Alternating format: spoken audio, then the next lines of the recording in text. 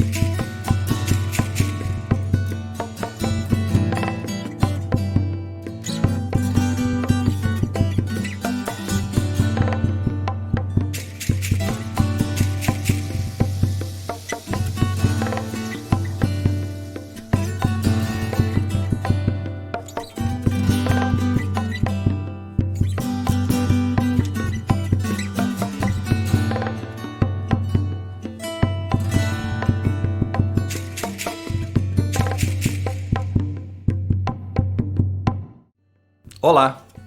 Trajetórias de vida de pessoas notáveis, quanto mais são conhecidas, mais ricas se tornam em ensinamentos. Por isso, a nossa homenagem a Rondon Pacheco, que nasceu há 100 anos, em 31 de julho. Este especial é baseado em materiais de arquivo e principalmente do que a gente produziu para o documentário Algodão entre Espelhos, a trajetória de Rondon Pacheco no desenvolvimento de Minas Gerais. Boas lições para todos nós.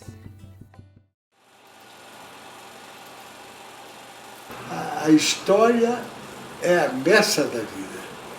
Sem história, nós não teríamos o patrimônio que temos hoje da cultura, no desenvolvimento econômico, no pensamento universitário. É fundamental na história.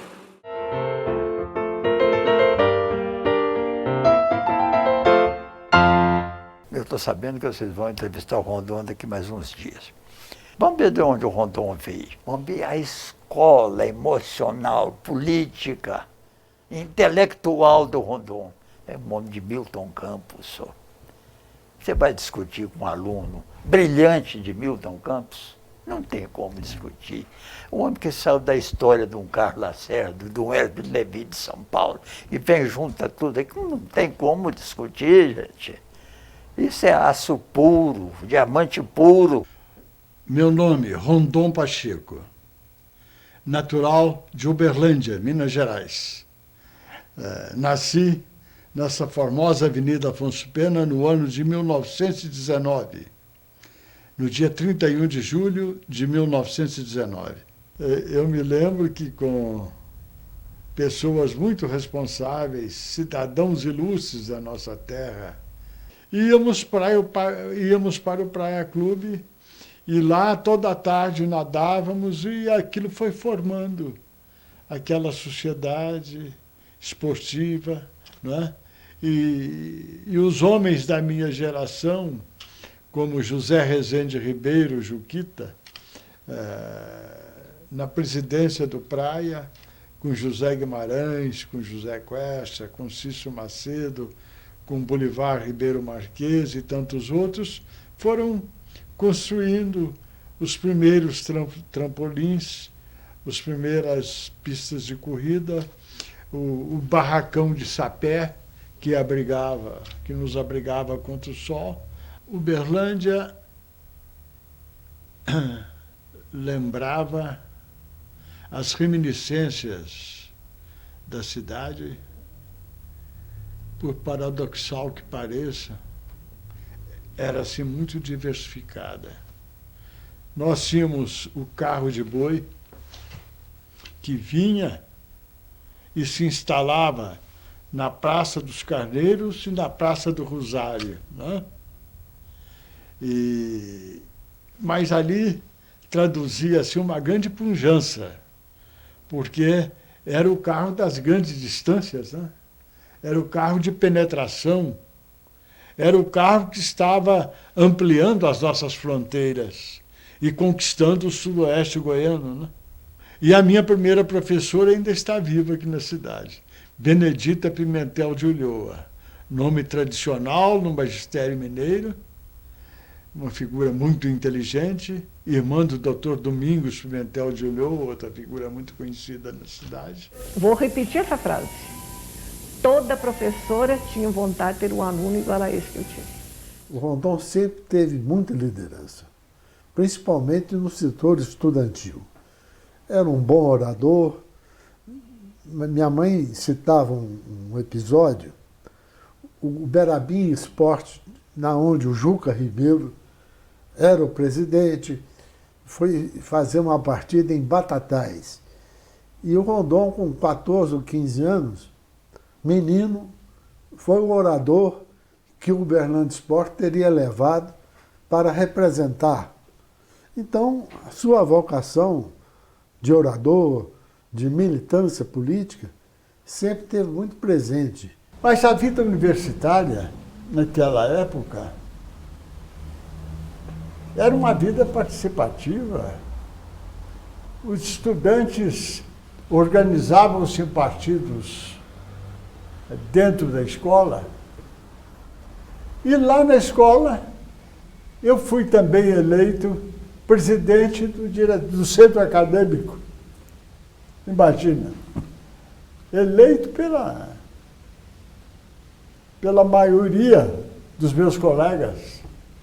Né? Mas não eram colegas, só colegas de turma, porque cada série, cada turma votava em separado, tinha o seu representante no diretório. E fui me envolvendo aos poucos, né? E com uma vocação irresistível. Uma vocação irresistível. Eu conheci o Dr. Rondon quando ele foi governador, evidentemente. E eu tinha por ele um enorme respeito. O Dr. Rondon é de Uberlândia. E Rondon e Uberlândia se completam. É curioso, se alimentam mutuamente. É uma cidade formidável, uma cidade vibrante, dinâmica, moderna. E o Dr. Rondon também é.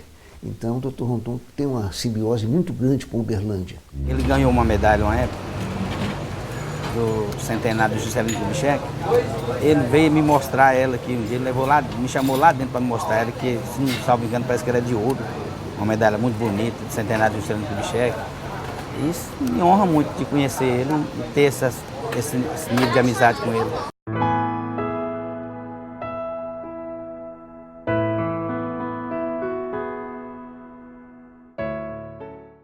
Vamos para o intervalo e daqui a pouco voltamos a exibir o especial Rondon Pacheco aqui no Uberlândia de Ontem e Sempre.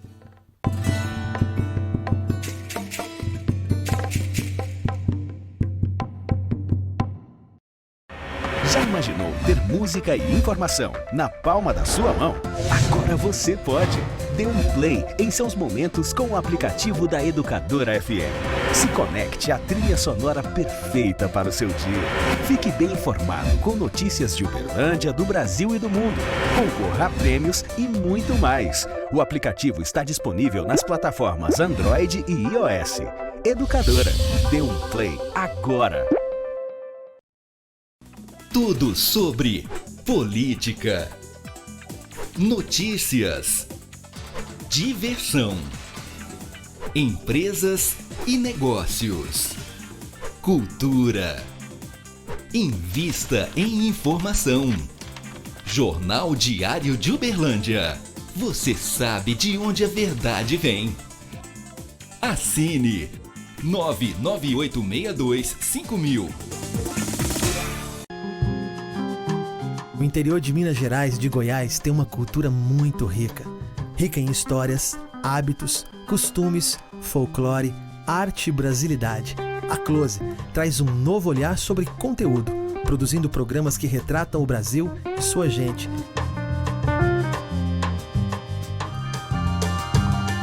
Close, uma produtora do interior que tem muito interior para mostrar.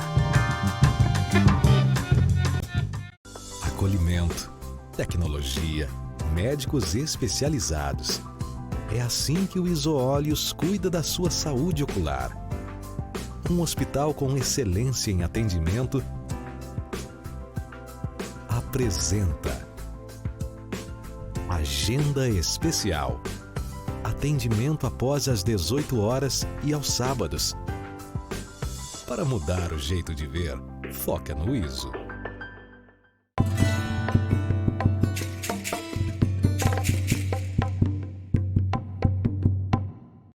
O grande segredo do êxito na vida pública do administrador não é deixar o poder tomar conta, é ele ter a capacidade de limitar o seu arbítrio. A maior característica do Rondon é esta. O Rondon é um homem público por definição. A sua vida privada é uma pequena, um pequeno apêndice dessa, eu diria, dessa personalidade que ele tem. O homem público é o homem que se interessa pela coletividade. Dante, na Divina Comédia, houve por bem de definir o espírito cívico do homem público. E ele disse, na própria Divina Comédia, que deveria ir para o inferno aquele que não tivesse civismo, aquele que não tivesse vocação para o interesse público, de servir a coletividade. Ele chegou a aconselhar na Divina Comédia que se lhe negasse até o cumprimento. E assim, nessa lição dos sábios, eu acho que recebi um bom conselho. O Rondon curte muito a seriedade, a honestidade, e a convivência das amizades do Rondon sempre foram as melhores possíveis.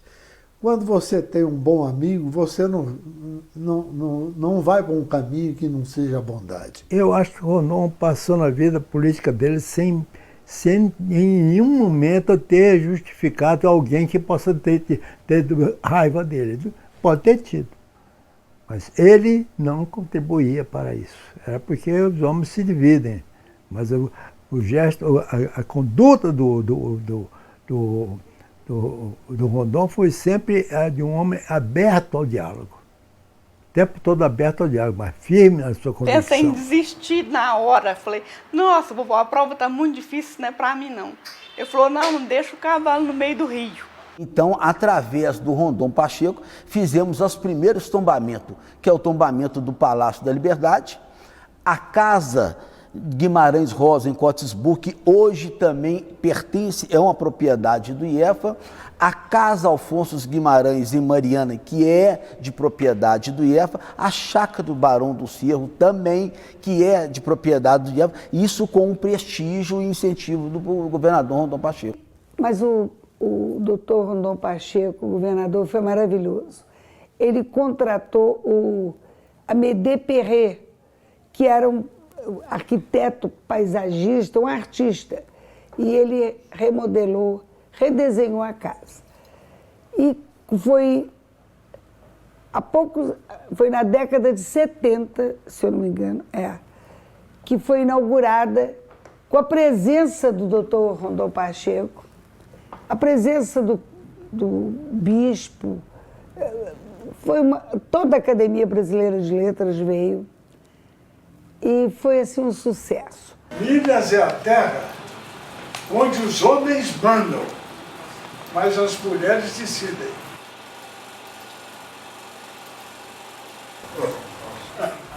Eu me lembro a grande batalha que ele fez para levar a Fiat para Minas. Batalha em que eu aprendi a admirá-lo, porque fez a coisa com grande dignidade, com grande entusiasmo, e provou que estava certo. Não fosse a capacidade de articulação do Rondon, a Fiat não teria vindo para Minas, nós não teríamos um segundo polo automobilístico do Brasil sediado em Minas. Década de 60, ele já visitava a Fiat na Itália, buscando esse acordo, e na realidade acabou acontecendo em março de 1973, o famoso Acordo de Comunhão de Interesses. Foi realmente um marco histórico. Eu diria que esse é o primeiro marco histórico da Fiat em Minas Gerais. Os interesses eram muito grandes que fosse em São Paulo, toda a indústria automobilística estava em São Paulo, quer dizer, era como se escapasse a primeira indústria do setor automobilístico para Minas Gerais.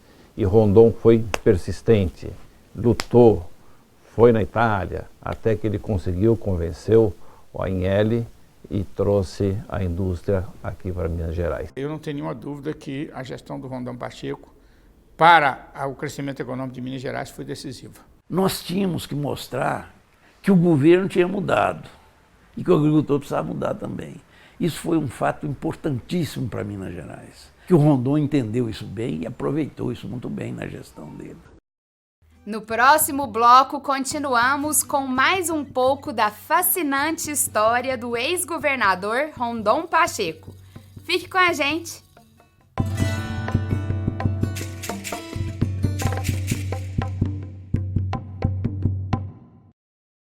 Já imaginou ter música e informação na palma da sua mão? Agora você pode! Dê um play em seus momentos com o aplicativo da Educadora FM. Se conecte à trilha sonora perfeita para o seu dia. Fique bem informado com notícias de Uberlândia, do Brasil e do mundo. Concorra a prêmios e muito mais. O aplicativo está disponível nas plataformas Android e iOS. Educadora, dê um play agora! Café é a bebida do Brasil. Cajubá é a melhor opção. A toda hora, em qualquer lugar. Cajubá é a minha paixão. Rende muito mais, o melhor sabor. Aqui tem qualidade com muita tradição. Café tem que ser Cajubá. Esse eu não troco não. Café tem que ser Cajubá.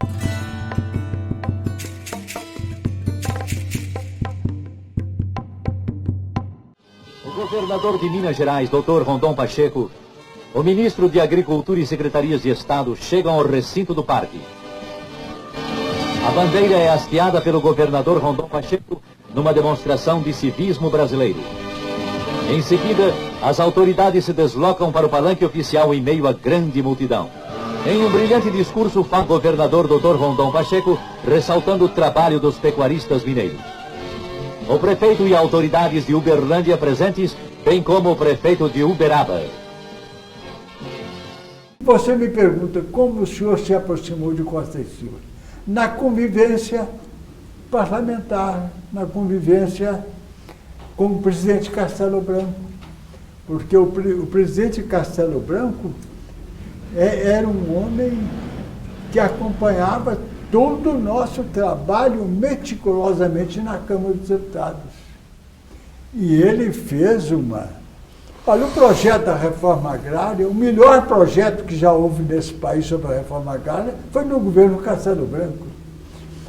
A legislação que ele fez institucionalizou o Banco Central, criou o Ministério das Minas e Energia, e o governo Castelo, do qual eu era líder também, porque o Pedro Aleixo me pôs como seu vice-líder.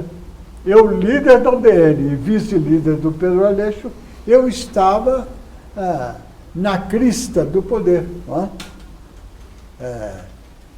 Então, como na área parlamentar. E com isto, na sucessão de Castelo, meu nome com projeção nos trabalhos parlamentares, recebi o convite de Costa e Silva para ser o chefe ministro extraordinário da Casa Civil da Presidência da República. E ele trazia uma tradição, uma experiência formidável de conciliar tensões, resolver problemas de conflitos, de atritos, essa coisa toda. E ele, então, no governo, aqui foi um pacificador. Ele vinha da Casa Civil do Costa e Silva, não é isso? Foi chefe da Casa Civil do Costa e Silva. E ele, então, foi um algodão de vidros entre os militares e a sociedade. No governo militar, o Dr. Rondon foi, sob certo aspecto, um esteio do governo militar, dos governos militares, porque ele fazia o trabalho de meio de campo, de algodão entre vidros. Ele reduzia tensões. Ele tinha um papel extraordinário nisso. Ele teve um papel conciliador.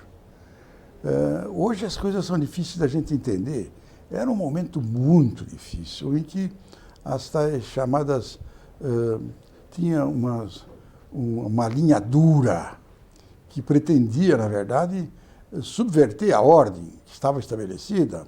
A presença do Rondon esmaeceu bastante algumas coisas que iam ser tomadas como decisões em dezembro de 68. Uma era fechar Congresso. E o Costa Silva não queria fechar. E tinha o apoio nas conversas dele com o Rondon, que era o seu chefe de Casa Civil. E então o Rondon conseguiu que fosse apenas suspenso, entrasse em férias indesejadas, mas de qualquer maneira que eles falam lá, hoje eles dão também esse período que não, vai como se entrasse em férias universitárias, não? Então entre aquele período. E ele conseguiu que não houvesse fechamento do Congresso e que também tivesse um prazo para poder fazer uma transição dentro desse prazo máximo, né?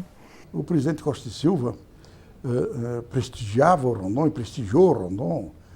E, na verdade, só não foi feita a Constituição por causa que ele teve um stroke, senão nós teríamos tido uma Constituição já em seguida e corrigindo algumas dificuldades. O Rondon realmente teve um papel de conciliador. O ambiente de revolução é triste. A revolução é cruel. Sempre foi cruel e sempre será cruel em todos os sentidos, em todos os lugares. Não há como não ser. Para a felicidade de Minas Gerais, essa crueldade foi quase que apagada pela grandeza dos homens que ocuparam o governo de Minas nesse período.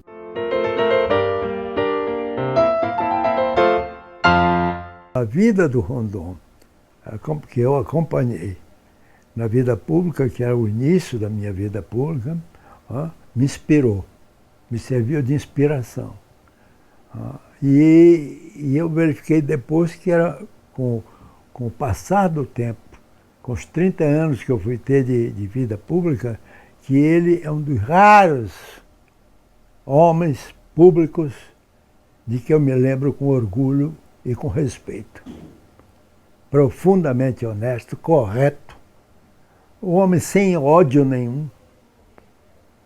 Era uma figura especial de estadista, não era a de um mero ministro. Chega como eu chego já aos 90, capaz de ser julgador. E no caso dele, eu julgo desse modo. Não tenho dúvida do progresso constante de Uberlândia.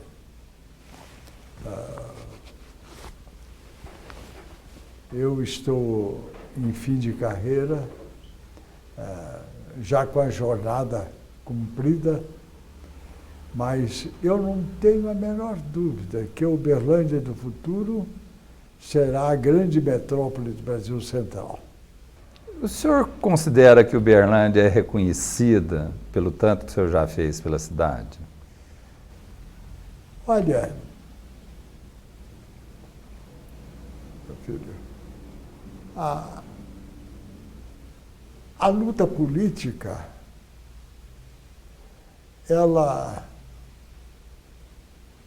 a pessoa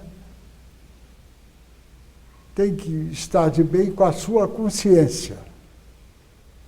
Ela tem que sintonizar com a sua consciência, porque a vida pública é muito cheia de imprevistos, né?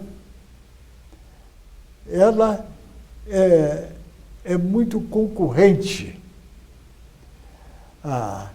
Agora, nós estamos cumprindo o nosso dever. O que é fundamental é o dever cívico. É a pessoa ter o compromisso cívico de realizar o bem comum. É a luta pelo bem comum. É o que essa cidade tem realizado. Então, a sua pergunta é o compromisso maior. Todos nós não podemos ser indiferentes ao interesse público. Temos que ter o civismo, temos que ter o compromisso, porque com ele está o destino dos nossos filhos e dos nossos netos. E hoje ficamos por aqui, mas você pode nos acompanhar através das nossas redes sociais. E se tiver alguma sugestão de matéria, é só mandar mensagem para o nosso WhatsApp. Semana que vem é a história de Fernanda Bevilacqua no quadro Mestres. E no Prosa Mansa, Celso Machado proseia com o radialista Luiz Alberto Tomé. Então anota aí nosso novo horário, domingo às 8h30, aqui na TV Paranaíba. Te espero! A sua entrevista me comoveu, porque realmente o senhor, o meu caro amigo Celso, atingiu um nervo. É isso que nós precisamos. É essa política construtiva, esse compromisso maior com a coletividade, a austeridade republicana. Essa é a receita.